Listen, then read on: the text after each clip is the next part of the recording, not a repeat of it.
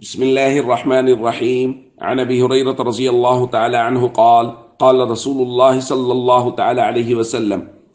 من آتاه الله مالا فلم يؤد زكاته مثل له ماله شجاعا أقرع. الحدیث رواہ البخاری۔ نبی کریم صلی اللہ علیہ وسلم نے ارشاد فرمایا، جس شخص کو اللہ رب العزت نے مال عطا کر رکھا ہو اور وہ مال کی زکوٰۃ ادا نہ کرے تو اس کا مال قیامت کے دن زہریلے سانپ کی شکل اختیار کرے گا۔ لہو زبیبتان یطوقہ یوم القیامہ، اس کی دو آنکھوں کے اوپر دو نقطے ہوں گے اور قیامت کے دن اس کو توق بنا کے اس آدمی کے گلے میں ڈال دیا جائے گا۔ یأخذ بلہزمتئی یعنی بشدقئی، اور یہ سانپ اس کے دونوں جبڑوں کو پکڑ کر کہے گا: انا مالک انا کنزک، میں ہی تیرا مال ہوں اور میں ہی تیرا خزانہ ہوں۔ پھر اللہ کے نبی صلی اللہ علیہ وسلم نے یہ آیت تلاوت فرمائی: وَلَا يَحْسَبَنَّ الَّذِينَ يَبْخَلُونَ بِمَا آتَاهُمُ اللَّهُ مِنْ فَضْلِهِ هُوَ خَيْرٌ لَهُمْ بَلْ هُوَ شَرٌ لَهُمْ، کہ وہ لوگ جن کو اللہ رب العزت نے مال عطا کر رکھا ہے اپنے فضل سے اور وہ اس میں بخل کرتے ہیں، یعنی اس کے صدقات واجبہ ادا نہیں کرتے، زکوٰۃ ادا نہیں کرتے، وہ یہ نہ سمجھے کہ یہ ان کے لیے بہتر ہے، بلکہ یہ تو ان کے لیے شر ہے، برا ہے، کیونکہ یہی قیامت کے دن ان کو توق بنا کے پہنا دیا جائے گا۔ دوستو،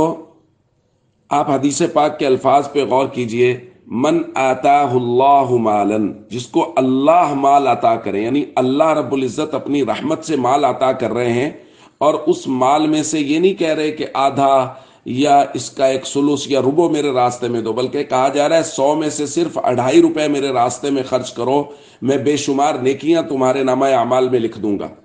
اور جو شخص اللہ کے اس حکم کو نہیں مانتا اور مال کی زکوٰۃ نہیں دیتا، اس کے لیے عذاب کی ایک شکل کل بیان کی گئی تھی اور ایک شکل عذاب کی آج بیان کی گئی ہے کہ قیامت کے دن اسی مال کو سانپ کی شکل دی جائے گی اور توق بنا کے اس کے گلے میں ڈال دیا جائے گا۔ اس لیے جن لوگوں کو اللہ رب العزت نے مال عطا کر رکھا ہے وہ ہمیشہ اس بات کو اپنے دل میں جگہ دیں کہ اس میں میرا کوئی کمال نہیں ہے، یہ سب کا سب اللہ کا فضل اور کرم ہے، اللہ ہی نے دیا ہے۔ اگر اللہ کہہ رہے ہیں کہ میرے راستے میں اس میں سے 100 میں سے 2.5 روپے خرچ کرو، تو ہمیں خوش دلی کے ساتھ خرچ کرنا چاہیے، بلکہ زیادہ خرچ کرنا چاہیے، تاکہ ڈھیروں نیکیاں بھی ہمارے نامہ اعمال میں لکھی جائیں اور خدا نہ خواستہ ایسا نہ ہو کہ خرچ نہ کرنے کی وجہ سے یہ مال قیامت کے دن ہمارے لیے وبال جان بنے۔ السلام علیکم ورحمۃ اللہ وبرکاتہ۔